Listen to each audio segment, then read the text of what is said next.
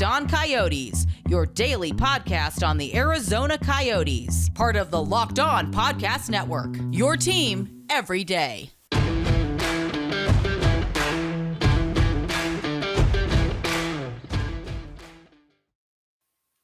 Welcome to the show, everyone, on this wonderful Friday, October 1st. We are finally in October, and you know what that means. Hockey is just around the corner. It's technically already back. We've been talking about preseason for a couple of days, but the regular season is now within just a couple of weeks. We're super close. I'm super excited. Anyways, I'm Robyn Leaño, your host for today's show, and for the Locked On Coyotes podcast in general, joined by Pavlock, as we get ready to talk a lot of things. Arizona Coyotes news, roster cuts. We talk other news that came out. Plus, get you ready for the games, the preseason games coming up this weekend. All on today's episode of Locked On Coyotes. What a weekend we got to get ready, Carl. I mean, like, we're rounding out the first. This week we're rounding out the first full week of Locked On Coyotes on YouTube, celebrating yesterday International Podcasters Day, as well as, Locked On Coyotes, at least, under my realm, 100 episodes. I think it's technically like 192 total for the podcast. So, like, we're making some milestones here. Yeah, it's a busy week. I think training camp is always kind of a busy week. Just to kind of like put everyone's mindset into how quickly things change in a week like this. After I got off work, I went for a hike on South Mountain, and I came back, and we're going to be talking about this in just a little bit. The Coyotes made their first round of roster reassignments. I had seen like the waivers list. I was like, okay, is that all we're going to get? It should be good. It's a Thursday, but nope. Everything moves super quick, whether it's us talking about it or it happening on the ice or in the locker room. So it's a fun time. It is a very fast-paced time, but it just is like the start of the season, which is all, one game down, next game up, just constant movement, constant motion, constant things to talk about. This is when it all gets started, the first week of October. And this is what makes it fun, because, it's no longer you and I talking about speculation of what lines might look like, because now things are finally starting to shape up, because now the training camp roster has been trimmed down to 39 players, and 10 players just got sent back to their assignments. I believe a few of them back to WHL, and a number of them down to Tucson in the American Hockey League. It's already happening. And it's very interesting, because these are like where we get more information about what Bears coaching style is, what the team is going to look like, what the remaining preseason games are going to look like, because there are definitely some players that we're going to touch on who have been like big parts of the Coyotes preseason, and it's kind of surprising to see Bear come in and make the cuts that were made. Like, I think we all figured they were going to happen eventually, but I don't know if it's like just like this specific year, or if he has a specific style. He wants to make sure players are ready for their respective season starts. But it's definitely interesting. We're going to be dealing with this for pretty much until we start doing another round of cuts, and then we got a whole new thing to talk about. Let's get to the first cuts on that, because, I mean, at least the biggest one that probably surprised most of us. Surprised in a halfway, because, like, there's a lot of speculation whether this player was going to make the final roster. We thought maybe he would. And I know a lot of you guys are wondering, yes, we're talking about Gunther. He got talking about Ty Emberson. He got sent back to the Edmonton Oil Kings in the Western Hockey League. And to be honest, I thought he was going to at least play the majority of the preseason games, at least make it past game 4. Yeah.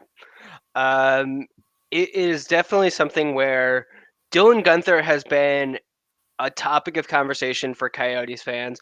I know I have spent the last week talking about him on this show. I was a guest on another show. in the Five for Howling Slack channel. It's like he was the person who was being talked about because he was having a great preseason.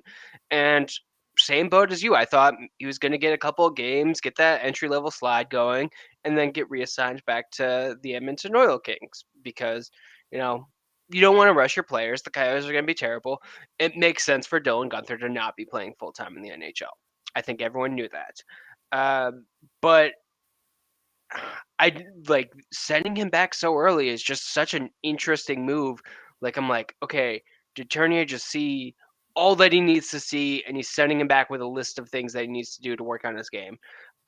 Does he really want to make sure that he's there for the opening? Because the Edmonton Oil Kings, their season starts tonight, and since Bear is former juniors guy, he knows how important those kind of things are. Like what was that decision, and why now versus say a week from now? I'm not sure if we're ever going to know, but you know, it's interesting. It's one of those surprises we get every preseason. It is one of those surprises, and and again, like to me, yeah, it's a surprise, but it's not. Again, because like you were saying, is we knew he wasn't gonna he was gonna get the slide anyways. It's the question that the question was, at what point was he gonna get sent back? It was just crazy seeing it happen this early. And maybe you're right. Maybe it is because Baratoroni knows about the how important it is those first few games of the Canadian Hockey League and the major juniors, and how important it is for the leadership and for the best players to kind of be like to get themselves situated down there. Yeah. And trust me, it was definitely something where the Edmonton Oil Kings were planning on it. I read an article where they were talking about, potentially Gunther missing for significant time. He is a big piece of their leadership. And, if that's the case, if the Coyotes want him to be a leader and they're like, you need to be the person, the man with the Oil Kings next year. So we're going to make sure that you are well equipped for that. Don't worry, we have tons of development people. We'll be sending you like multiple people throughout the year. You'll be checking in. We're going to make sure you're doing things right. But for now, go back to Canada. Hopefully that's not too much of a hassle, because I don't know like what the international travel standards are right now. But hopefully he's able to just get back, get set up, and hit the ground running and have a great season in the WHL. And I think we all think he will. I mean, he had a great what limited season there was the WHL last year, the 12 or so games. But I mean, he showed how good of a player he can be, and he's like, all right, if he can play a full season of that in the WHL, we'll see some really good stuff out of him. Yeah, and I mean, he impressed for the black and white scrimmage. He impressed for the rookie faceoff, all 3 games. He impressed for his first game of the preseason. I thought he didn't look as good, but he looked pretty good yesterday, or now 2 days ago, against the Ducks. I don't really know if there was anything left for Dylan Gunther to prove. He's just got to go and do his job, and that is be a hockey player for the next season with the Edmonton Oil Kings, and other stuff like learn and develop and become a human being, because these are all still very young people. But yeah, it's definitely an interesting move. I think fans in general were just kind of used to a different preseason, first of all, and a different coach. It is one of those questions where I'm like, is this a Turnier decision? Did he think no, this player is better served in this environment, and I know that, and we're just going to do it now, as opposed to having him wait for a bit. And would another coach make a different call? We're starting to get our idea of what Bear is going to be for the season, and it'll be interesting because I don't know if like he doesn't have the NHL experience. No one really knows what he is going to be. We get to Exactly. find out. Yeah, we will have to find out. It will be a very interesting curve for all of us because again, a lot of us haven't seen these guys.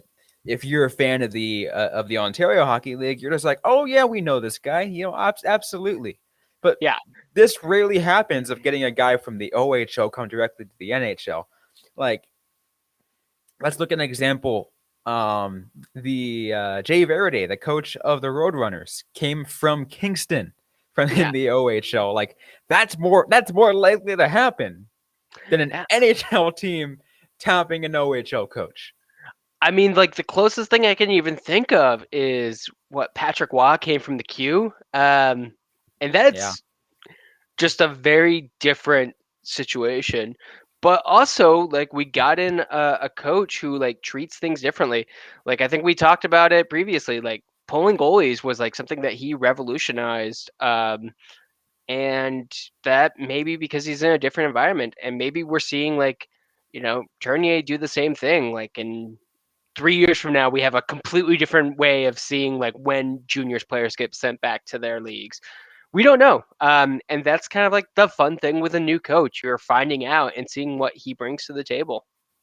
you can definitely tell that development is on the forefront of Tournay's agenda. Because these other players being reassigned to their respective places. Cole Hertz, Holtz. Keep going to pronounce that one. Cole Holtz, Ty Yeah. Emerson, Matthias Machelli, David Tendek, Ben McCartney, Liam Kirk, and Cam Crotty, all sent down to Tucson. Manix Landry to Gatineau in the Q, and Reese Vitelli sent to Prince Albert in the WHL. And there are maybe some surprises on that list. I thought Ben McCartney had a good rookie faceoff tournament. He looked good with the Tucson Roadrunners last year. If this was any other season, I may have expected him to go a little bit longer. Same with Liam Kirk and Ty Emerson. Like these are some of the names where it almost feels like they still have something left to show, but I But guess this, the coaching staff felt differently. well, this also tells us about what Tournay feels about development. He's really taking it as a huge priority. It's like, all right, I like what you're doing, but I think you can do more. We'll Yeah. go back down to Tucson and work on it a little bit more. Work on it with Jay because he's a fantastic coach. Yeah. And in the meantime, we're gonna give like the roster time to the veterans and figure out what their stuff is going to be. The Coyotes had a massive shift in personnel. So I wonder if that maybe had something to do with it. With like Dylan, I know you're playing good and we want to keep you in here, but we need to decide how we're gonna spend our bottom two lines, and you're definitely not gonna be in one of those. So we need to figure this out, and you go off and do your thing. We need to figure out if Yoshkin, like where he's going to fit or something like that. I'm not saying that was definitely the case, but I think these are definitely players where I haven't seen the camps. I've only seen the tournament, the rookie faceoff tournament, and it's hard to imagine that these players had bad preseasons or bad days of camp. So I don't think they're being sent down for that issue. The Coyotes have won both their games. This isn't like a whole like you guys are doing really badly and you're just getting cut right now. Like you said, this is about developing and this is about making them better players. Yeah, and we are running long on this segment. So one last thing that I will mention is now that it's official, I am looking forward to getting my Liam Kirk Kachina Roadrunners jersey. That's going to be so good. Yeah, that is just the jersey to get. The Kachina Roadrunners look so good. And Liam Kirk does seem like I think he's got everyone rooting for him. Like Oh yeah. British hockey Twitter loves him. I mean, we got a good following of people from the UK listening to this show. And Yes. probably for good reason, because you guys want to follow Liam Kirk, and we don't blame you. Yeah. He I don't think he necessarily had a standout performance. Like from what I'd seen, he didn't look bad, but he didn't look great. I think some time in Tucson, just kind of like continuing to develop his game. If nothing else, he has shown as a player that he is going to improve. Like the more you do, he does not hit walls like you would have expected him to do. And that may change at a certain level, but for right now, he's on the right track. Absolutely. Hey, we're running along on this segment, so we do have to get things going. Feel free to take this conversation to us with Twitter. Once again, you can go ahead and tweet at us at LO_Coyotes. We still got a lot to get to. We're going to talk some dress code stuff in just a sec. I know it's going to be a little interesting, but we'll talk about that in just a sec. But first, hockey fans, I am now going to give you the inside track on fantasy hockey. It is Fantrax. Fantrax free NHL Fantasy Hockey League Manager is the most customizable, easy to use, and feature-rich platform in the industry. Sign up today for free. And as a special offer for your Locked On Coyotes fans, you'll be entered to win a official NHL signed Nathan MacKinnon jersey. Simply go to Fantrax.com/lockedon and sign up. The top dynasty fantasy hockey platform in the industry. Fantrax is the most customizable fantasy platform, offering the greatest fantasy experience for your dynasty, keeper, and redraft and best ball leagues. Go deep, the ultimate keeper and dynasty leagues. Create a simple redraft league or even a customizable best ball league with up to 2,000 teams. Coming from another service, Fantrax can import any of your current leagues and customize if needed.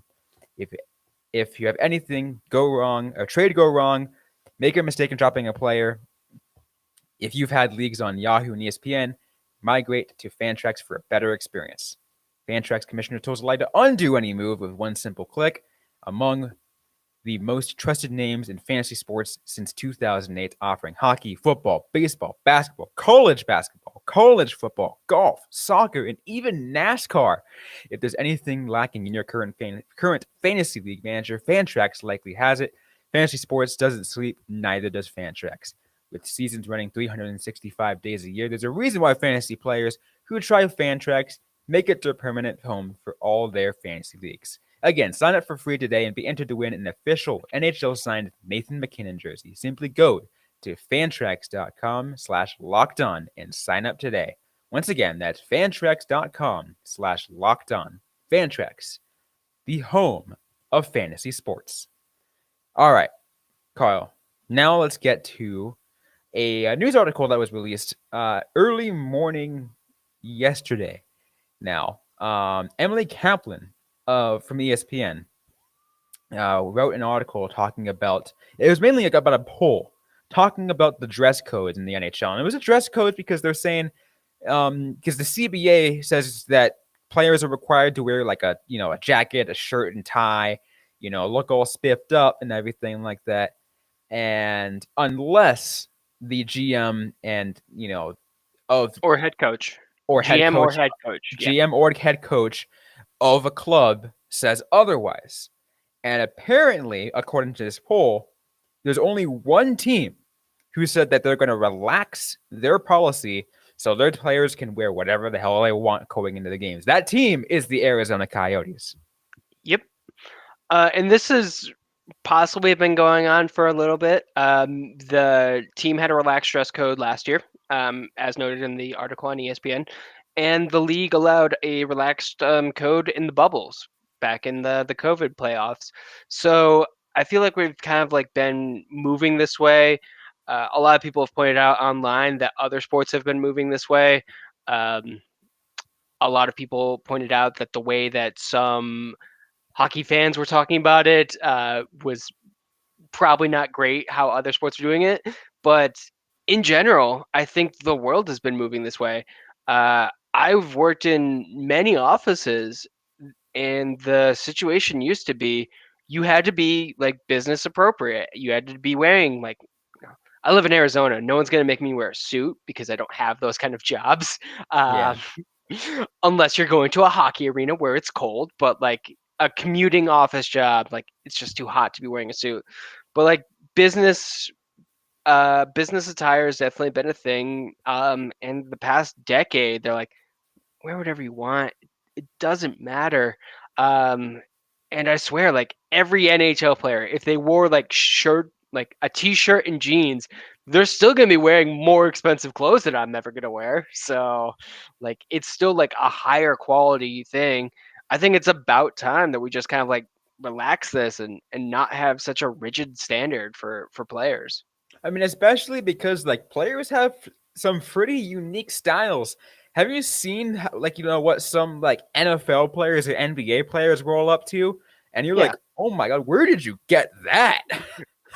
I mean, like it's definitely something where like these players are younger, they're wealthier. Like that tends to be a demographic that's interested in fashion. We saw it with OEL launching a clothing line. Hmm. That I love this. I think it was pretty much primarily just selling hats and bottoms of underwear. Like awesome. Like do it. We've seen Jacob Chikrin look really spiffy in clothes. He's definitely got like a fashion thing. He is quoted numerous times in the Emily Kaplan article.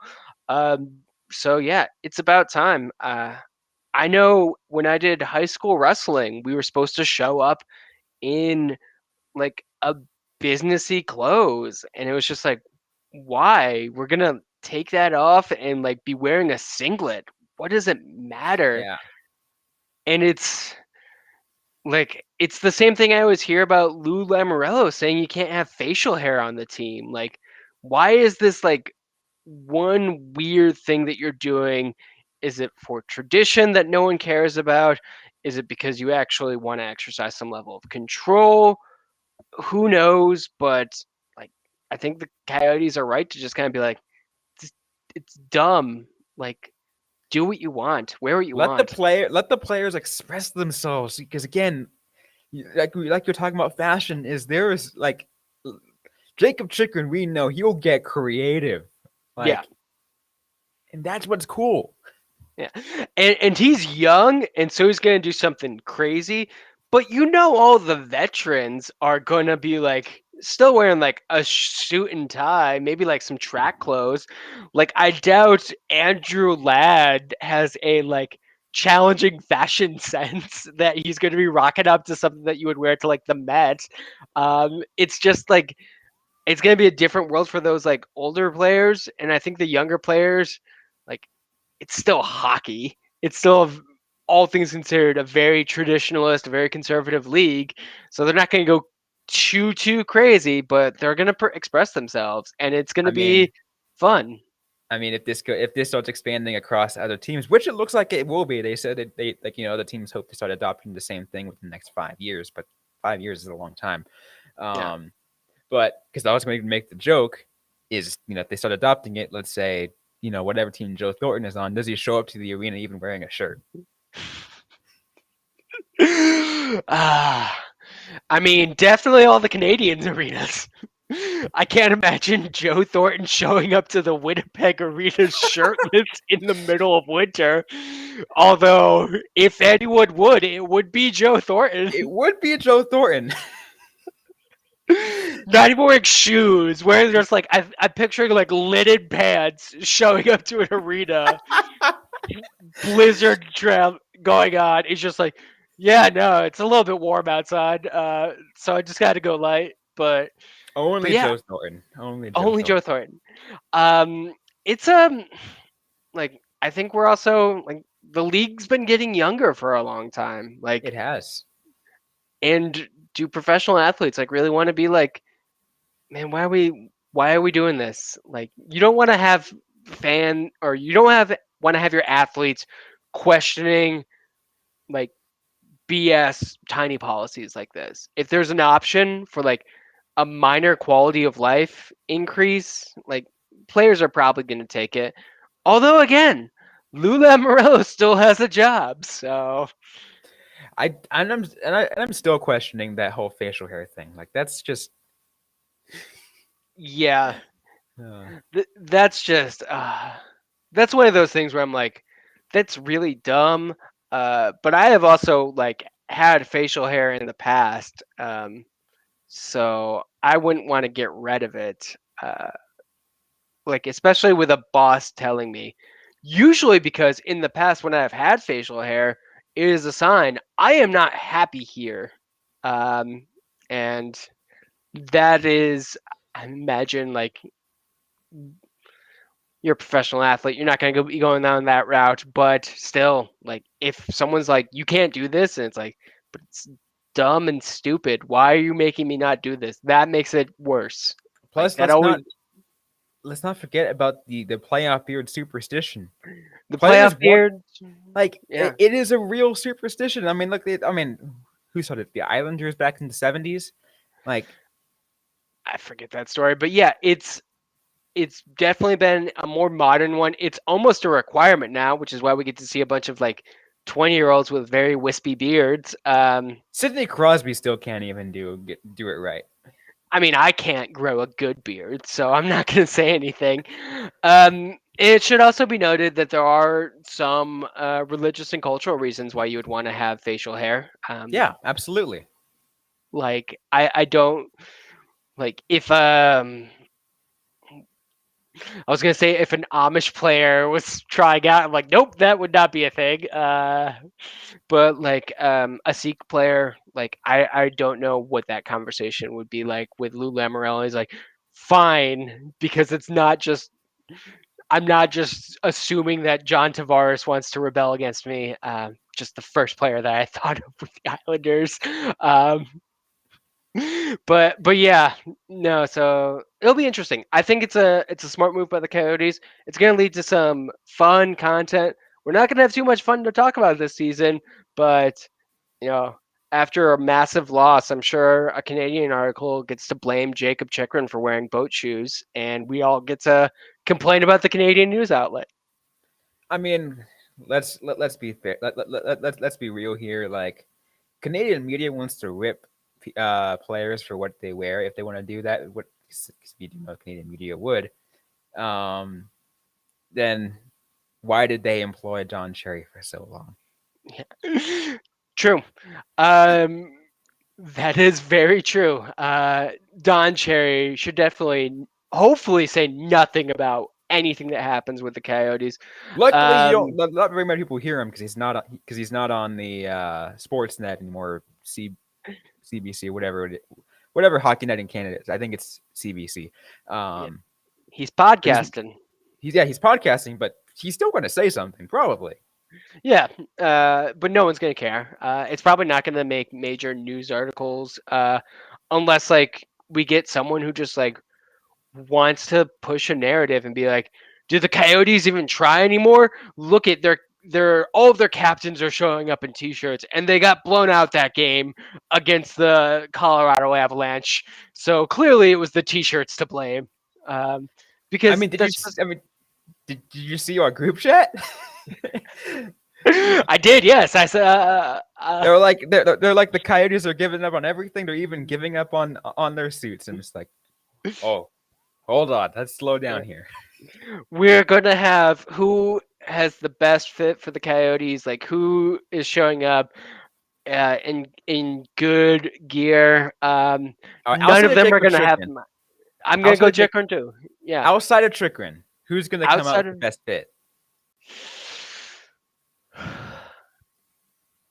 See, I feel like my fashion sense is just horrible. I'm the worst person to ask for this. I mean, just think of their personalities too. You got to think of that too. Like, personality really kind of shows through.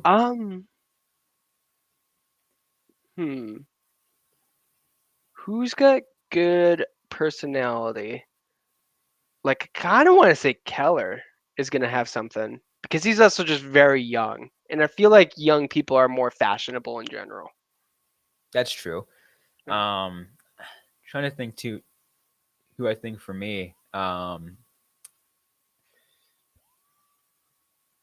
to think, because I mean, obviously, a lot of the guys, like, I'm trying to think of anyone that I've met in Tucson. There's very few of those now. Yeah. Most of the Tucson guys have gone. And we don't know. Like, that's the thing about like NHL players. We know next to nothing about their personal lives and their personalities. So maybe like Erickson just has like an amazing fashion sense, and just no one ever knew because he wasn't able to show off. Like, this is what I'm glad. Also, what I'm glad about the new broadcast. I hear stuff like TNT, which by the way they broadcast their first games last night for preseason, and like they're allowed to show personality. it's something that hockey fans have been demanding for a long time. I do notice that there tends to be kind of a backlash at a certain point if players start showing a bit too much personality. Like, we're gonna find a fine line between players expressing themselves and being the stoic, I am a hockey man, I answer 5 cliches in every interview, and just being allowed to wear whatever you want to show up in an arena is a very small step that hopefully works out. I'm hoping just one player rocks my style, like Doc Martens, and an old army jacket just goes like 90s punk look. That'd be fun. I doubt it's going to happen because the age range isn't right, and neither is the anything else. I don't think anyone else on the team is punk. I mean, you don't know because again, the only time you know about the players' personal lives, and kind of goes back to what I was just saying, is if you saw them grow in Tucson or the American Hockey League or lower leagues, because guess what? You have more availability to them in the lower leagues than you do in the NHL. Yeah. And there's less pressure on them, so they're not like as afraid to like say anything controversial. Because in the NHL, everyone's watching. And a perfect example of personality. This happened. This was a conversation I was having with some colleagues of mine for the Roadrunners when Prosvetov was playing his first few games in Tucson, and I believe it was when he was in the Russian league at the time. I think I know what you're talking about. And they're like, by the way, did you see this guy after he wins? He does cartwheels. Yep. And I was like, what? And I had to look it up. I'm like, oh my God. I remember Mike Smith and Jason LaBarbera had like the move that they did after game wins. Like, that's just fun. Like, goalies are the only people in hockey who are allowed to express themselves. Like, Yeah. because they have masks that are like custom painted. They're allowed to do crazy things. It's because no one wants to just stand in front of a net and have puck shot at them. So you apply a little bit more leeway to that. That takes a certain personality and they get to express themselves. But now everyone gets that chance. Absolutely. We're still actually, again, we're getting way over time on this. Mainly because that first segment was pretty long, but it was a good conversation nonetheless. But we still have some final things to get to. We're talking about the upcoming games now for this weekend. Two preseason games coming up this weekend for the Arizona Coyotes. Before we get to that, though, I remind you guys that today's episode brought to you by Built Bar. Did you know that Built Bar has so many delicious flavors? There is something for everyone, ranging from cherry barcia to mint brownie, strawberry, cookies and cream. Absolutely amazing.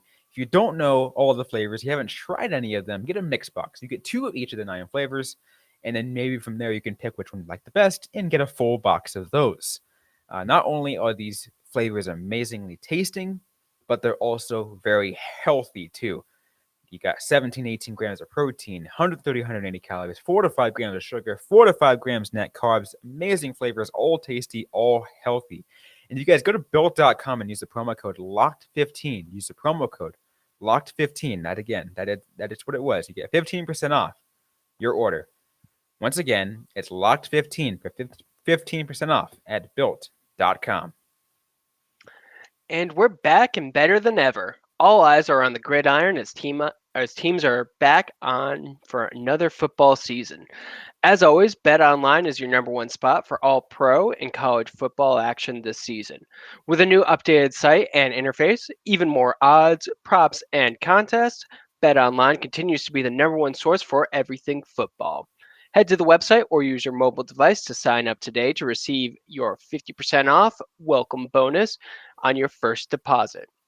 Don't forget to use our promo code LOCKEDON to receive your bonus. That's promo code LOCKEDON. From football, basketball, boxing, to hockey, right to your favorite Vegas casino games, don't wait to take advantage of all the amazing offers available for the 2021 season. BetOnline is the fastest and easiest way to bet on all of your favorite sports. BetOnline, where the game starts. All right, Carl, let's now finish this day's episode.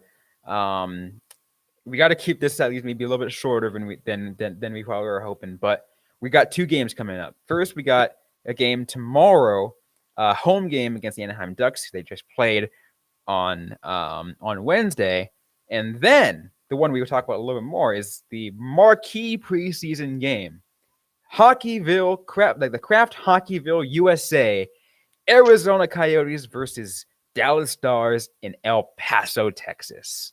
Very fun idea. The Coyotes don't usually get to do these kind of fun things, so it was great to get like a positive news story this off season.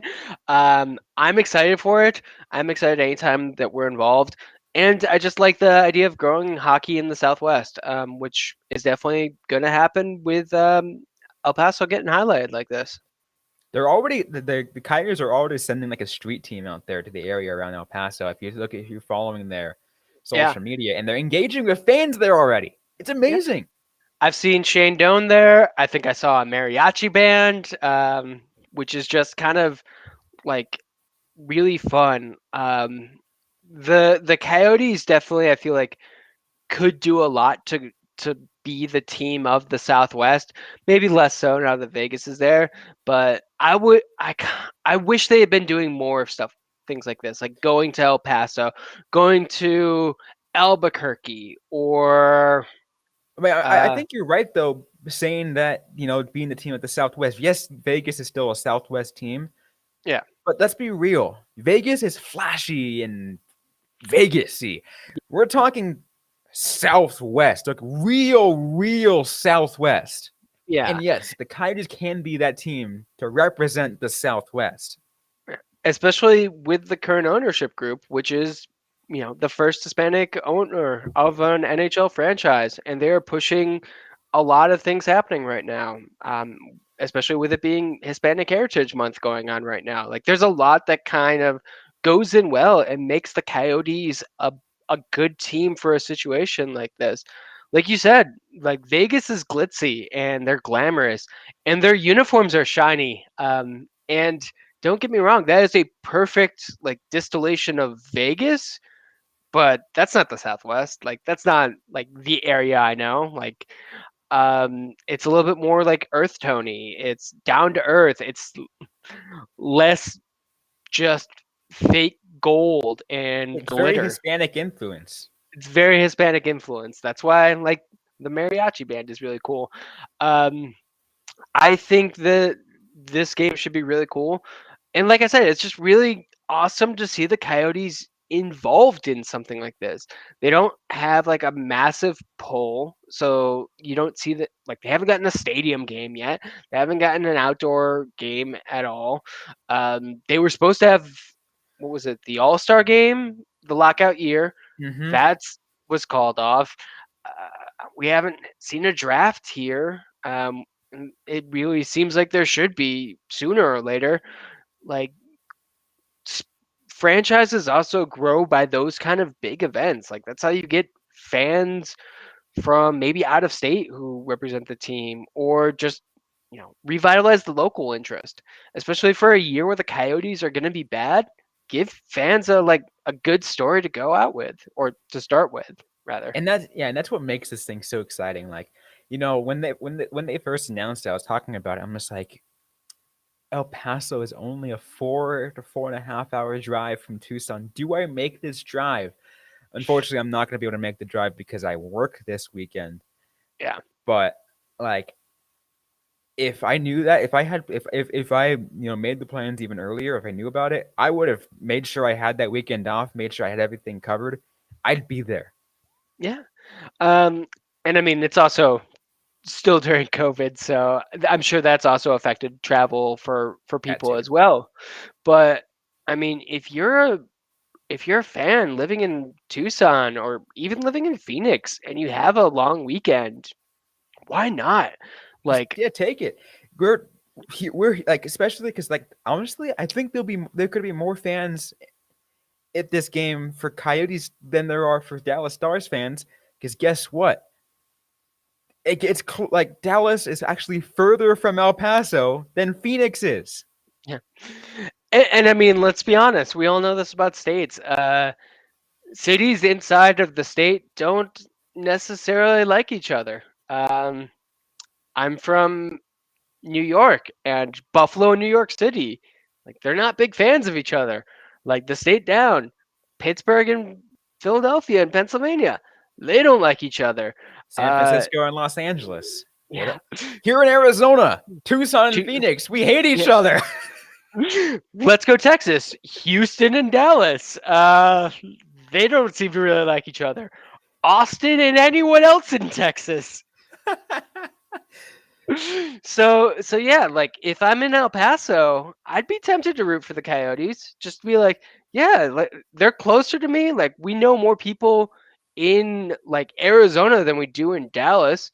I knew a lot of people who when I was with one of my former jobs, we would have like an event in El Paso, and they were like, no, just all New Mexico. Like that's where your outreach needs to be. And it's like, really? And they're like, yep, that's where the people are going to be traveling from. And it's like, oh, okay. Like, like you guys know where your areas are. Like I'm in Phoenix. I don't have to leave Phoenix for almost anything. But if you're in like an area like that, you're going to travel. And the, you said it. Tucson's only 4 hours away. I know that's what really surprised me. I was out. I mean, I guess it didn't surprise me because I think I was considering making a travel to El Paso a couple of times. Like for example, when the University of Arizona was going to play like Texas El Paso for a football game or whatever, I'm like, yeah, maybe I'll do the drive. I don't know. I was seeing it. I was like, oh, it's a short drive. I just always forget about it, and until again, it's coming up again. I will say I've lived in Arizona for 21 years now. And I don't know too many people who live in Arizona who travel and drive east all that much to Texas. I've traveled through New Mexico to get to Denver before. That was my only time in New Mexico. I have had family who have driven from the East Coast, like through Texas, and then driven back through there. But it doesn't seem to be like a lot of Arizona people going that route. I don't know if it's just because the drive is terrible. Driving through desert is not as much fun as you would think. Or if planes are just so cheap and easy. But it doesn't really seem to happen. I kind of am curious if it happens more the reverse, like if people from El Paso go to Tucson a lot. Well, let's put it this way: the drive to El Paso from Phoenix, you go through Tucson. That's your next major city, and then I think I think go to Wilcox, and then Las Cruces. Yeah, and there's not much to do in Las Cruces either. And then like from Las Cruces directly to El Paso. Like yeah. It's a it's an interesting area. I am personally glad that I will not be driving to the game, but I am looking forward to watching it and just kind of everything in that area and all the excitement. and I'm sure that there's going to be a better stream for that game than earlier this week. Hopefully the attention is going to lead to a competently done like stream of the game. I'm on the Coyotes website and it is not listing a TV provider. Yeah, I don't. Well, the thing is, I think the facility is too small to fit TV. It's Yeah. I mean, it's meant for youth. Like they're playing at a youth hockey rink essentially. Yeah, but I mean, like, still, like, I would think, like, maybe, like, NHL Network or someone would carry it because I'm sure they've done video from a smaller arena. And I'm sure NHL Network will probably pick it up via like a third party stream. Like, oh, I see you picking it up. We'll take it. Like, we'll just take whatever you're doing. Yeah, but who knows? Either way, it's going to be a fun game. Looks like it's going to be a lot of fun for the residents of El Paso, and hopefully the players enjoy it as well. I imagine like events like this are, they're there to do a job, but it's also like cool to do something different. Yeah, that's exactly one of the things why people love this. Plus, again, it is a Kraft Hockeyville USA is something about growing the sport in places where, it's a little more untraditional, smaller places. Getting access to smaller town communities. That's why El Paso, and obviously, there's been multiple cities out throughout the Midwest and the Northeast who've gotten Kraftville USA, Hockeyville USA, but I mean, this is the first time it's down here, and it's a whole unique thing. It's like, oh wow, this is exactly what we're getting. Yeah, and it's going to be a matchup against a future division rival, so that could be very fun. Coyotes and the Stars are going to be playing each other a lot this coming season, and maybe a rivalry starts to air. Maybe stranger things have happened. Stranger things have happened, indeed. But again, super excited for the Hockeyville USA game. That is on Sunday. Do you have a time on that? Do you have to see what it? Yes, it's 6 p.m. Arizona time. So 6 p.m. Arizona time. Again, if you're looking on a way to tune in, we'll give you updates on the Locked On Coyotes Twitter. But thanks everyone for tuning in today's episode. We are running overtime, so we're going to cut this short now. Hope you guys enjoyed this episode. If you did, don't forget to leave a review, a comment, a like, based off wherever you're listening to your podcast. Once again, everywhere you get your podcast, also now including YouTube. So subscribe if you've yet to already, and follow us on social media at LO_Coyotes, at Robyn1, at Carl Pavlock FFH. We love your interaction. If you ask us a question, we'll answer right back. If we don't answer right back, maybe we're saving it for a future episode of the podcast. But before we close off things, Carl, do you have any last things you want to say about today's episode? I hope to see some interesting fashion in El Paso this weekend. oh yeah, I love to hear that one. Absolutely. Anyways, thanks again for everyone for listening to today's episode. Hope you guys are staying safe out there. Hope you guys are staying healthy. And don't forget to howl on.